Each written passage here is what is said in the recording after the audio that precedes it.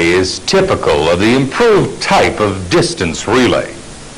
Instead of the beam, this uses a cylinder moving within a magnetic field, similar to the directional overcurrent element. Coils are wound around the electromagnet, and these are fed from the CTs and VTs of the primary circuit. The circuitry is designed to give the relay specific characteristics, as shown by this circle diagram. The relay will operate if the measured impedance from the point of origin falls within this circle. The main feature of this relay is that maximum closing force of the relay occurs when the impedance is at a specific phase angle, usually about 60 degrees. This is similar to the phase angle of the line conductor impedance. The result of this characteristic is that as the impedance phase angle changes, let us say becomes smaller, then the unit will operate only for a lower impedance, that is, a higher level of current. This means that it is less susceptible to incorrect operation due to the load impedance, which can cause the relay's impedance to have a very low phase angle down here. Remember, this unit will only operate for faults within the circle. However, in some cases, we may actually want the relay to operate as a backup for close-in faults upstream. In this case, the characteristic can be offset like this, so that it will operate for very low impedance in the reverse direction. For example, a phase fault upstream but close to the bus would provide a very low impedance and probably fall within the circle here and so trip the breaker. For second zone protection, the second element can be offset like this. Again, because of the relatively narrow band, it is well outside of the load impedance. Phase to ground faults, especially on short lines, provide a particular problem for the distance relay. The arc often contains considerable resistance, so reducing the phase angle of the measured impedance. It also increases the magnitude of the impedance. Consequently, even if the fault is only halfway along the line, the measured impedance often falls outside the operating circle. A common method of getting around this problem is to install relays which measure reactance only. The operating characteristic is shown by this horizontal line. Reactance is measured on the vertical. During normal operation, the total reactance of the load and the transmission line will be above the operating set point. This will be 90% of 86.6 ohms or 78 ohms in our example. If a ground fault occurs halfway along the transmission line, the relay will detect the decrease in value of reactance to 43 ohms and operate the tripping contacts. It will not be affected by resistance in the arc. One problem is that the reactance relay is not directional, and so will operate for faults upstream of the protected zone. This problem is resolved by using the reactance relay in conjunction with a Mho element. The characteristic is shown on this diagram. There are two reactance elements, each protecting first and second zones. The circle diagram for the Mho element shows that it is set to protect the third zone.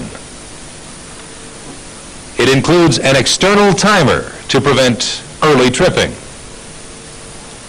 But additionally, the Mho element also contains a permissive contact in the operating circuit of the reactance relays.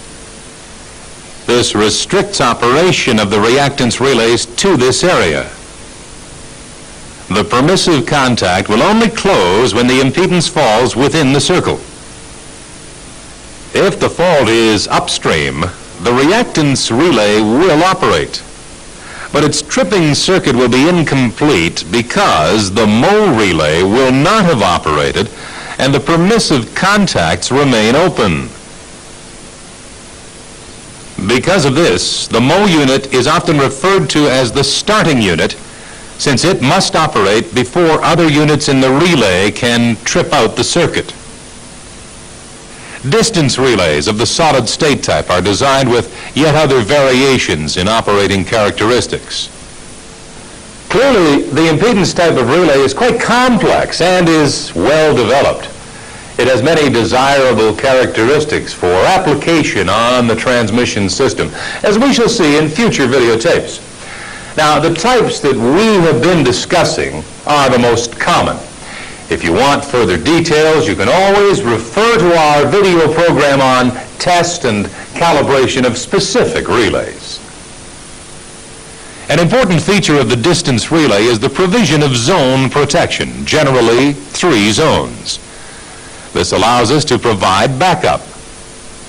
Generally speaking, the first element protects the primary zone, as shown here, by opening the first breaker, breaker A. The second element provides local backup in case the first element fails to operate.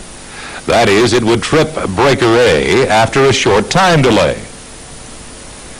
The second element also provides remote backup in the case of a fault on bus B or out on line 2.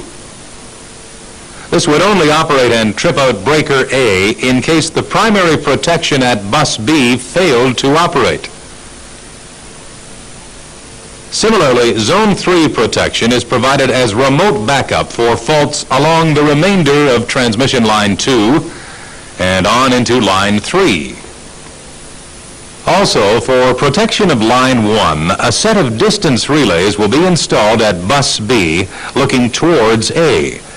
The first zone elements overlap, and a fault occurring within this zone would cause the instantaneous operation of both relays and the opening of both breakers. Now, for a fault in the last 10% of line 1, breaker B trips instantaneously, but we would have to wait for zone 2 clearing at A.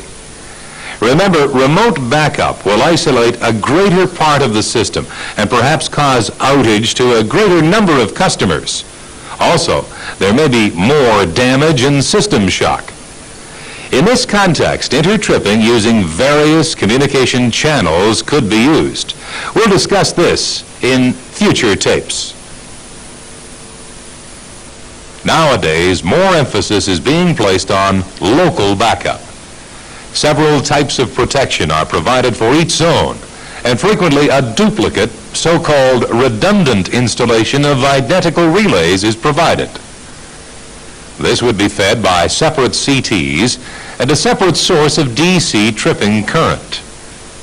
This in turn will be fed to separate tripping coils within the breakers. Usually in a fault condition, both of these protection circuits will operate in parallel at the same time. We will be looking in more detail at backup and the application and operation of distance relays in future tapes. In this videotape, we've tried to survey the main features of the most common types of protection relay. Of course, there are other types of relays, such as frequency relays, negative phase sequence relays, as well as many others which we have yet to discuss. But don't worry, we'll get to these in due course. Now that we have a good understanding of how relays work, we'll be looking at some of the basic technology of protection in the next tape, before moving on to study specific applications. For now, please switch off the videotape and very thoroughly go through this material in your workbook.